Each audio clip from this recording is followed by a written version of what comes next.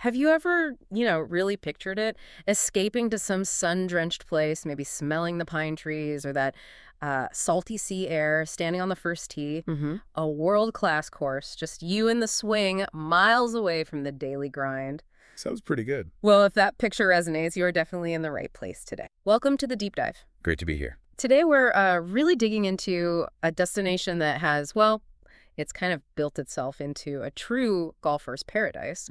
Portugal. Absolutely. It's quite the story. We're aiming to cover pretty much everything you might want to know about teeing off in this amazing country.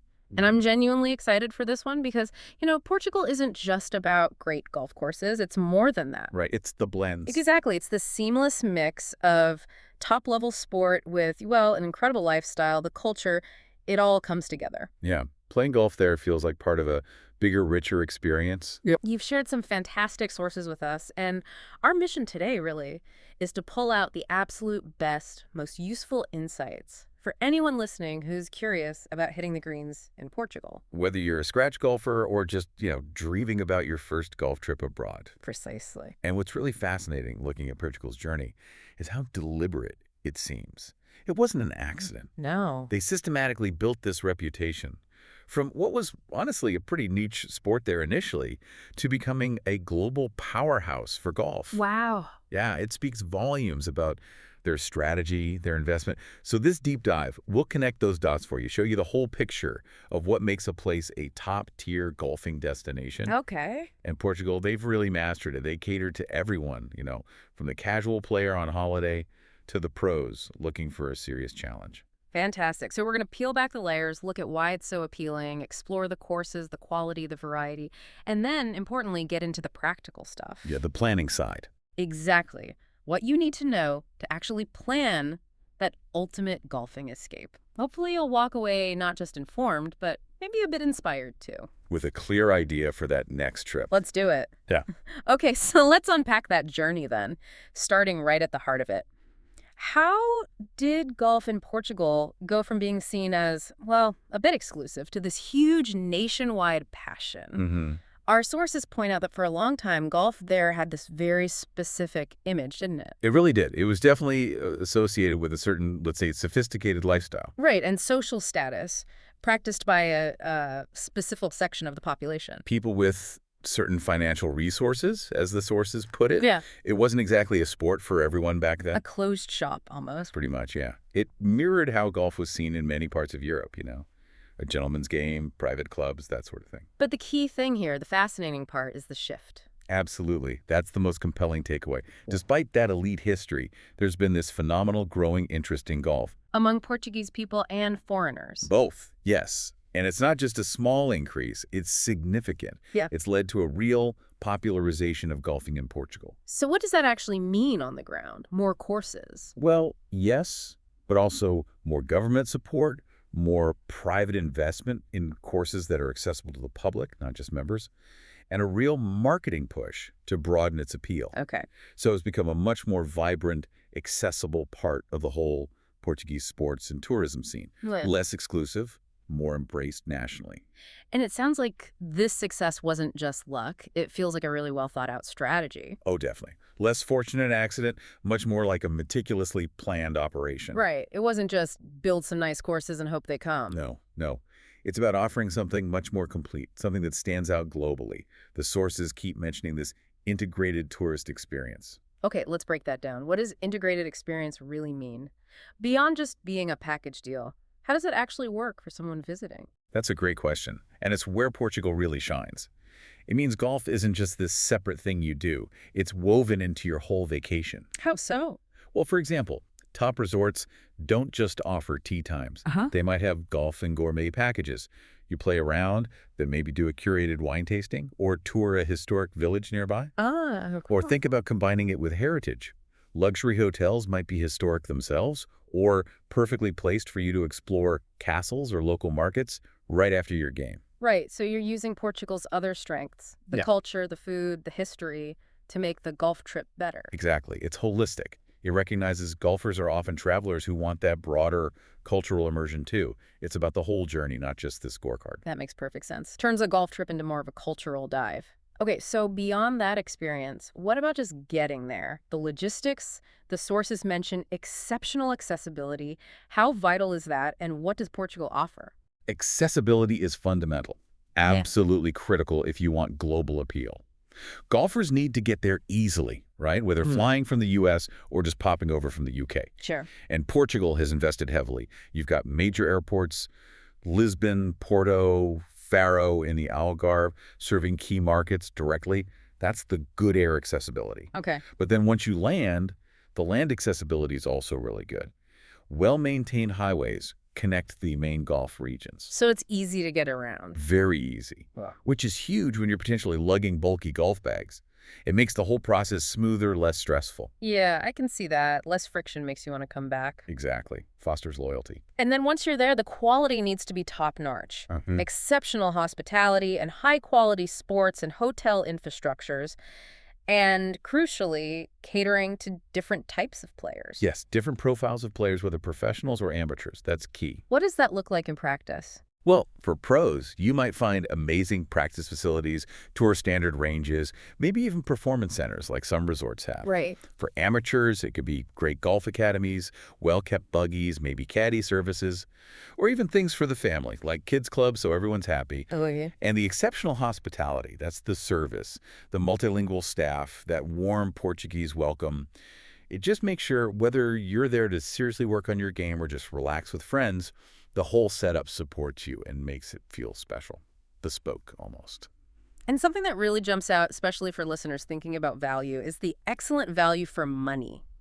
How does Portugal pull that off?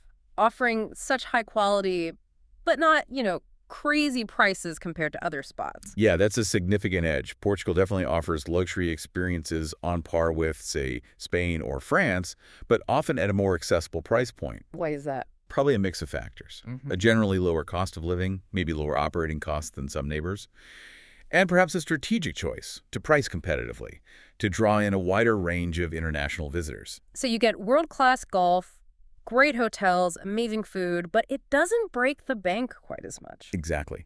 It makes that high-end golf experience feel a bit more attainable, really attractive for anyone looking for quality without that extreme price tag. And the sheer number of courses, the figures are impressive. 89 golf courses spread across the 7 tourism regions. But with a particular focus on the Algarve and Lisbon, what's the thinking behind concentrating them like that, especially in the Algarve? The Algarve concentration is a masterstroke strategy-wise. Mm. Having courses spread out is good for variety across the country, sure. Mm-hmm. But packing a lot into the Algarve creates this amazing golf corridor. A golf corridor. Incredible density. You can stay in one spot and within like a 30-minute drive, play a different top course every single day for a week, maybe more. Wow, okay. It cuts down travel time between rounds, lets you experience more variety easily, and it supports all the golf-specific services, pro shops, academies, transfers. Lisbon's similar, lots of courses near the capital. So it makes planning easier and the trip richer because there are so many options right there. Precisely. Okay, this is where it gets really interesting for me.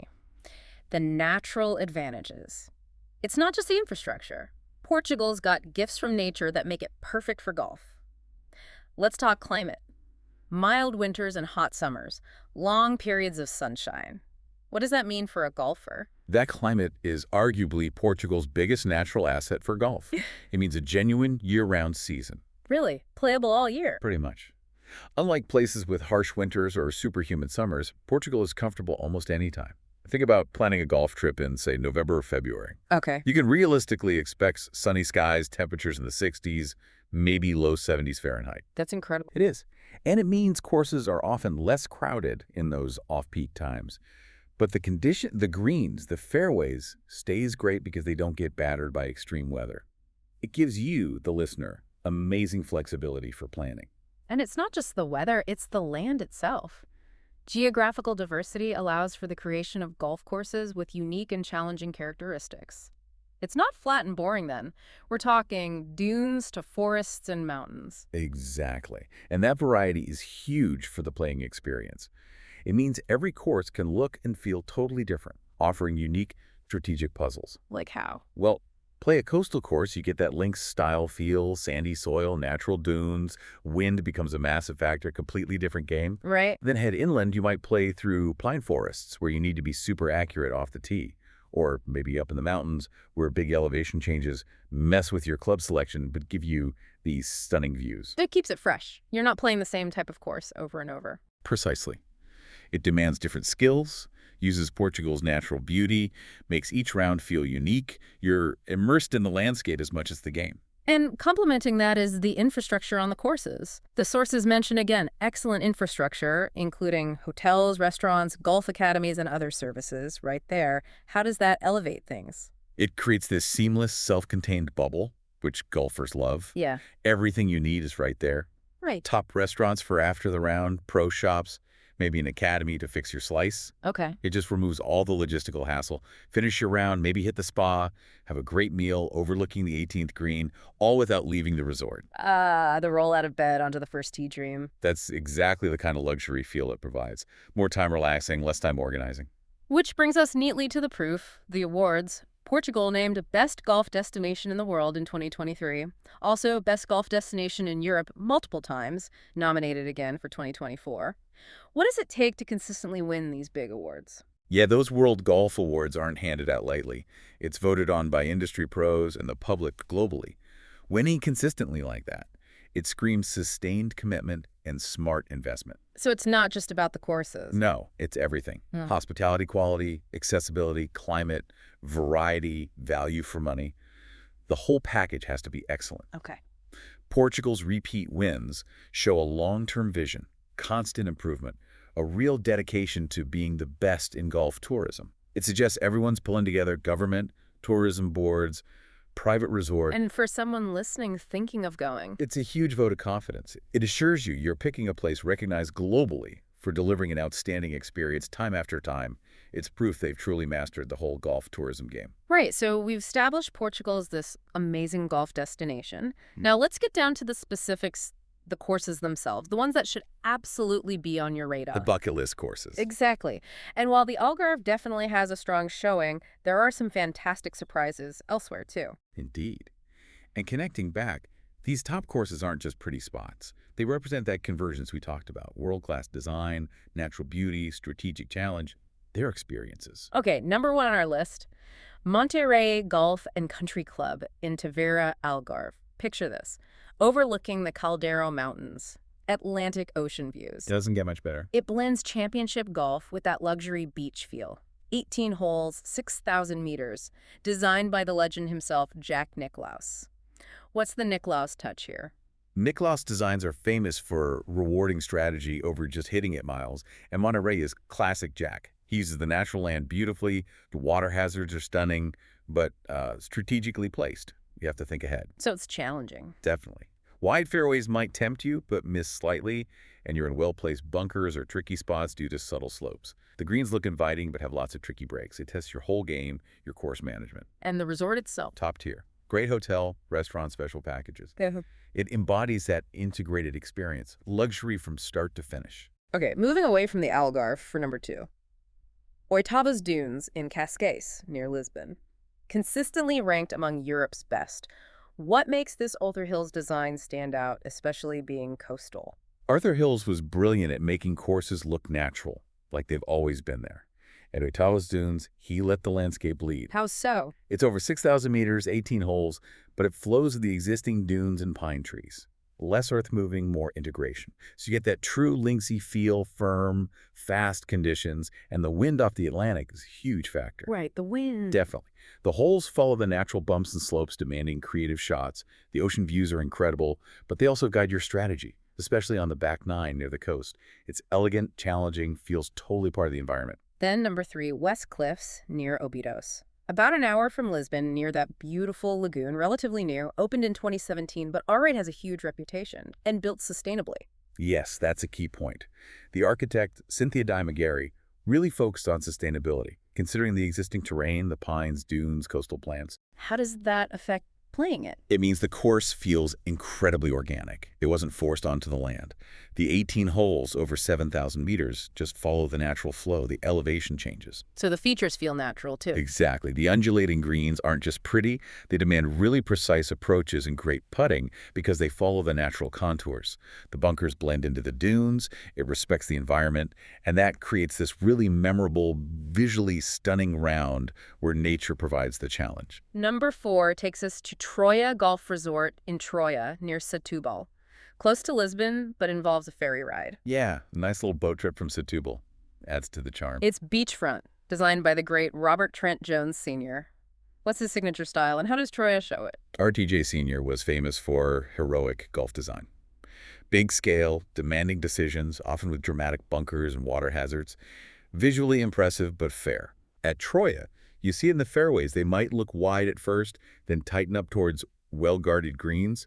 It's 18 holes, set over 6 hectares, with those amazing views of the Arabida Mountain influencing play. And it's highly rated. Oh yeah, considered one of Europe's top 20 resorts, won lots of awards.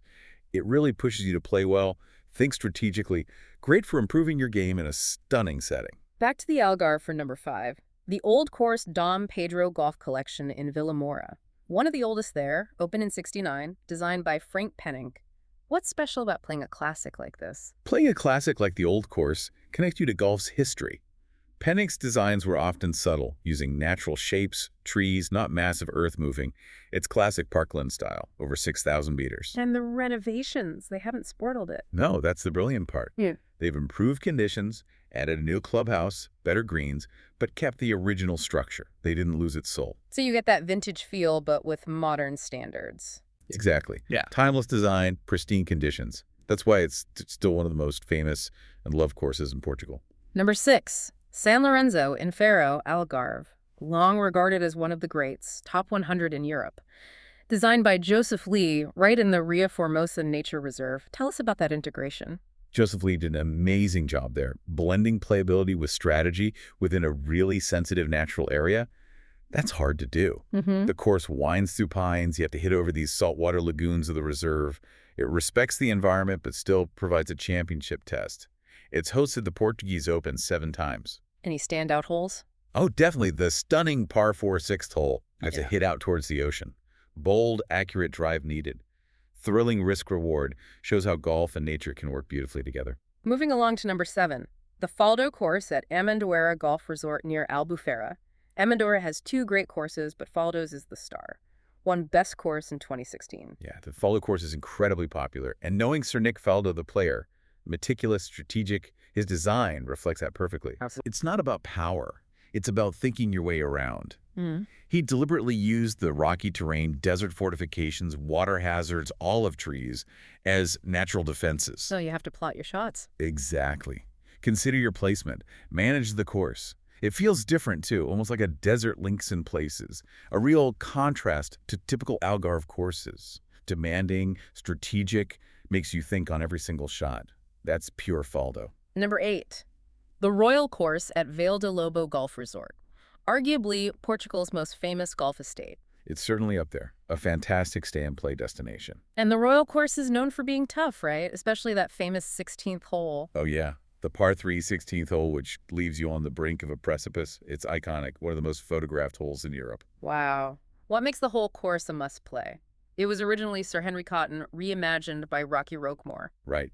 Cotton created beautiful but demanding layouts. Roquemore enhanced the strategy. It's a must-play because of the sheer drama. That 16th, hitting over cliffs with the ocean below. Stunning, but nerve-wracking. And the rest of the course? It winds through pines along cliff tops. A mix of parkland and links feel. It tests your skill, your nerve, with strategic bunkers, elevated greens, and that ever-present breeze. Unforgettable views everywhere. Number 9, Quinta do Lago Resort Golf in Almansil, Algarve. A big name, always winning awards. They have 3 courses. Yeah, Quinta do Lago is like a complete golf ecosystem. Sul, Norte, and Laranjal offers amazing variety right there. Which is the main one? Sul is often seen as the flagship, hosted Portuguese Opens, tree-lined, strategic. Norte was redone recently, a bit more open but still challenging. Larangel through orange groves feels a bit different, maybe more relaxed. And the facilities are special. Incredible facilities. The first Paul McGinley European Golf Academy, world-class coaching, and the only tailor-made performance center in Southern Europe. So you can really work on your game there. Absolutely. Yeah. Top instruction, cutting-edge club fitting. It's a destination for serious game improvement as well as just playing great courses. And finally, rounding out the top 10, Palmeiras Golf Club in Lados Algarve, a 27-hole course by Robert Trent Jones Jr. What's his style? RTJ Jr. is known for dramatic, visually stunning courses that fit the landscape perfectly. Palmeiras is a prime example. In 27 holes, how does that work? It's 3 distinct 9-hole loops: Alvar, Logos, and Praia. This gives amazing flexibility. You combine different nines for different experiences. Different styles on each loop? Yes. One might be linksy, through large dunes. Another winds through woodland, needing accuracy.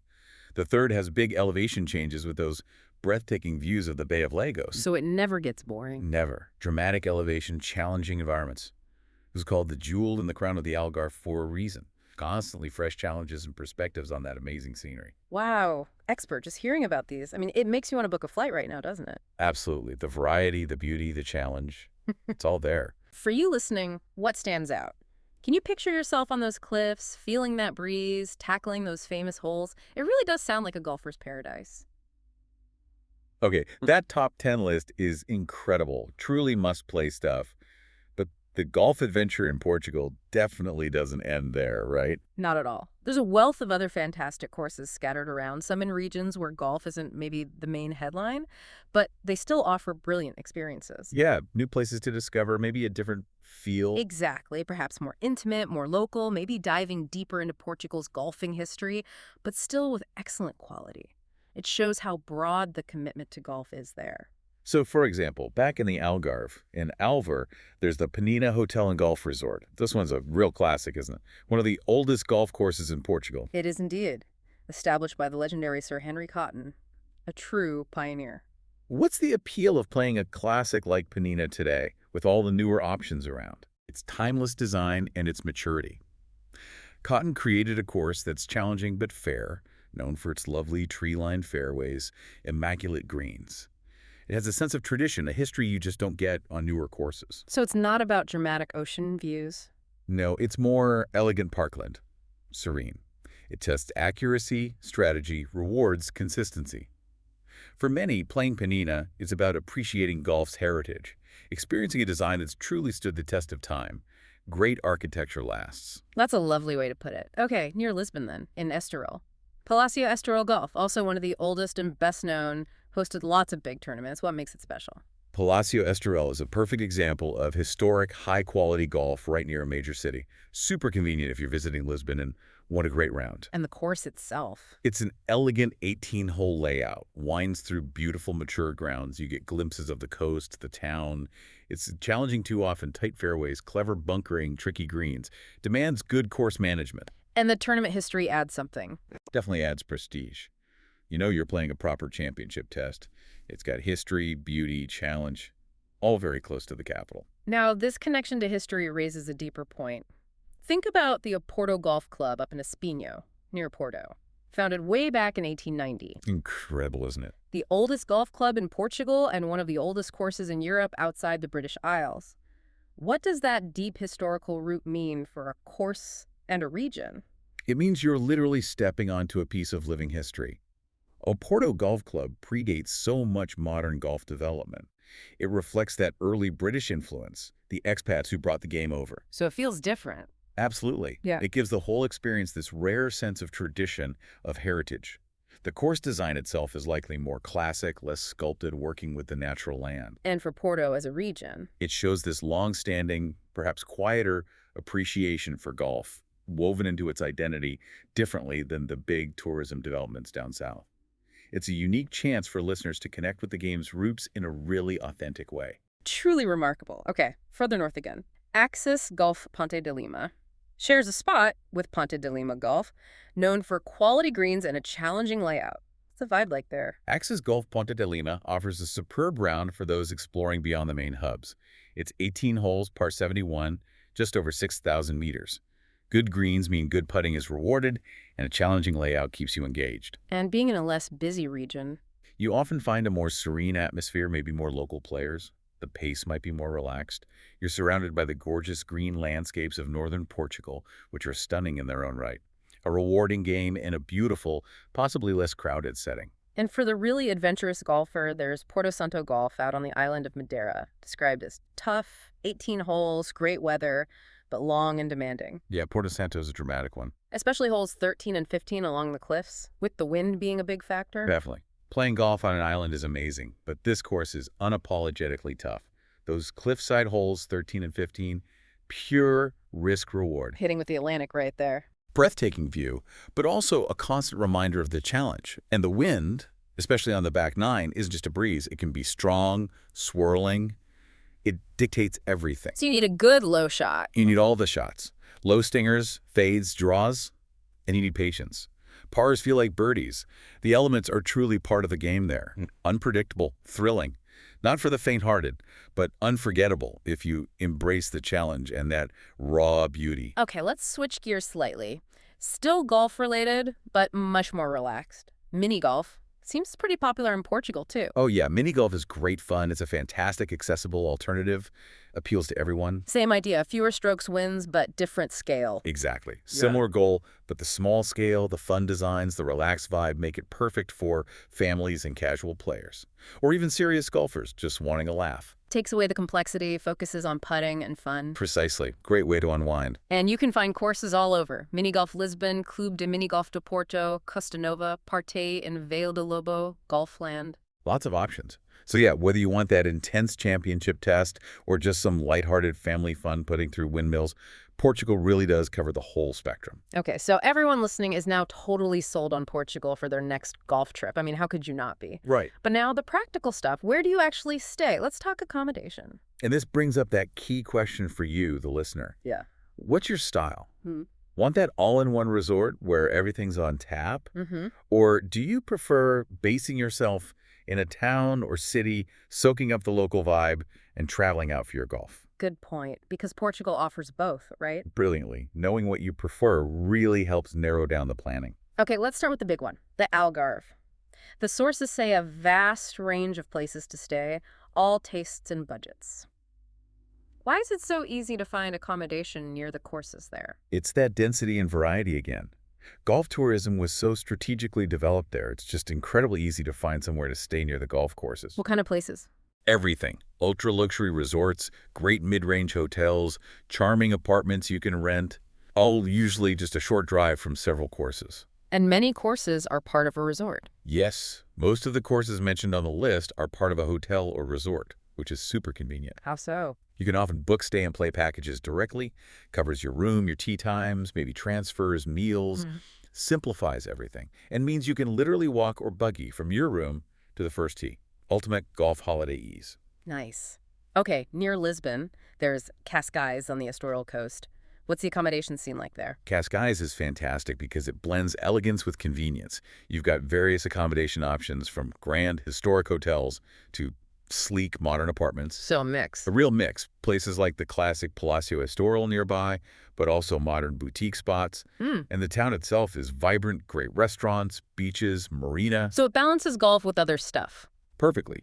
Easy access to courses like Ottawa's Dunes and Estoril Golf. But also lets you dive into local culture, enjoy amazing seafood, explore the coast. Ideal if you want more than just golf. And then there's Lisbon itself, a major city, lots of different rental options. How viable is basing yourself right in Lisbon for a golf trip? Very viable, especially if you love that city buzz. Huge choice of places to stay, cool apartments, stylish hotels, guest houses. What's the catch? Getting to the courses. That's the main consideration. You'll need to factor in travel time.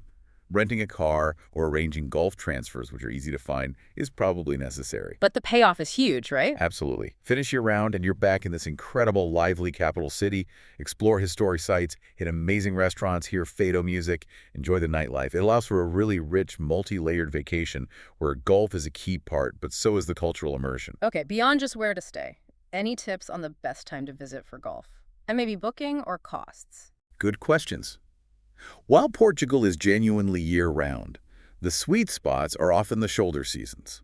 Spring, so March to May, and autumn, September to November.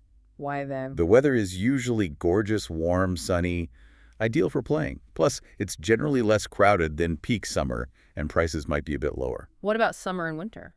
Summers can be hot, especially inland, but the coast often gets nice breezes, so early rounds are great. Winters are mild, definitely playable, maybe just a bit more chance of rain, particularly up north. And booking. Need to plan ahead. Definitely advisable, especially for those top courses and during those peak spring-autumn times. Book tee times well in advance. What about packages? Look into those stay-and-play packages resorts offer. They bundle green fees, accommodations, sometimes more, often excellent value for money, and makes planning much simpler. And costs generally. It varies a lot, obviously course prestige, time of year, extras like buggies. But overall, you'll find options across different budgets, all while maintaining really high quality. Oh. Oh, and for international folks, think about Gulf transfer services from the airport. Takes the hassle out of moving clubs. Okay, so let's wrap this up. Portugal really does stand out, doesn't it, as a top-tier golf destination. Without a doubt. You've got the amazing climate, the incredibly varied landscapes, the top-quality infrastructure, great value, and course after course winning global awards. This is the whole package. It really feels like a place where golf isn't just something you do. It's woven into this luxurious but still accessible travel experience. And connecting that back to the bigger picture, Portugal has just meticulously crafted this integrated sports tourism offering. It's the seamless blend, nature, design, access, hospitality, that creates this unique value few others can match. Which raises that interesting question for you listening. Thinking about your next trip, how could choosing a destination that's so focused, so integrated like Portugal, elevate your whole experience? Not just the golf, but the cultural side, the food, the exploration. It's a really appealing thought. Combining that passion for golf with everything else Portugal offers, we really hope this deep dive has given you some fresh ideas, maybe sparked a desire to visit. As part of the Access Portugal team, our whole goal is to share this kind of information to, open the door to Portugal for people worldwide. That's what we love doing. So if you found this useful, please do give us a like, maybe drop a comment below, ask a question, suggest our next topic, and definitely subscribe to the channel. Your support really does encourage us to keep digging into Portugal and sharing it with this great community. We love hearing from you all. Okay, one final thought to leave you with. Imagine it again. Not just working on your swing, but doing it somewhere spectacular. A course perched on a cliff, another steeped in history, feeling that ocean breeze on your face. Creating those memories. Exactly. What kind of unforgettable stories could you bring back by choosing Portugal for your next golf adventure? We think it's an experience just waiting to happen.